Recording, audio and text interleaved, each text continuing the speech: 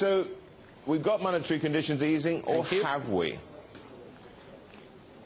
Now, actually, based on the current situation, we expect the government will easing a little bit for next coming months.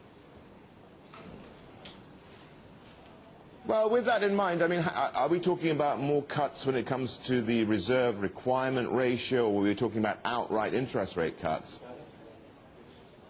No, actually, probably, we probably think the interest is a little bit, yeah. So that's what we're going to get. But do you have any idea of the timing of that here, and why are you at the moment believing that we won't see the RRR actually reduced in any time, well, in any time soon? No, actually, I don't think anything happened in the first quarter. Probably, something around the middle of this year. This is our expectation, probably from my personal expectation. Yeah.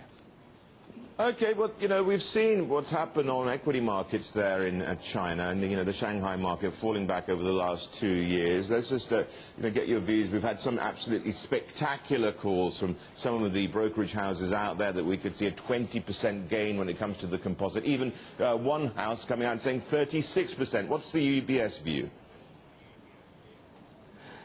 Actually, we don't get the exact view about how much percentage, but I think, this year we are still waiting for some good performance, and also good performance from company growth perspective. But also we think, the CSRC, the regulatory body of the securities in China, will do something, encourage, improve the quality of market. So that will be the sign for the next few months. Yeah, but the Chinese economy does face some headwinds, not least, of course, what's happening globally. But what about domestically? Do you think that the housing market has the biggest risk for the domestic side of what's going on there?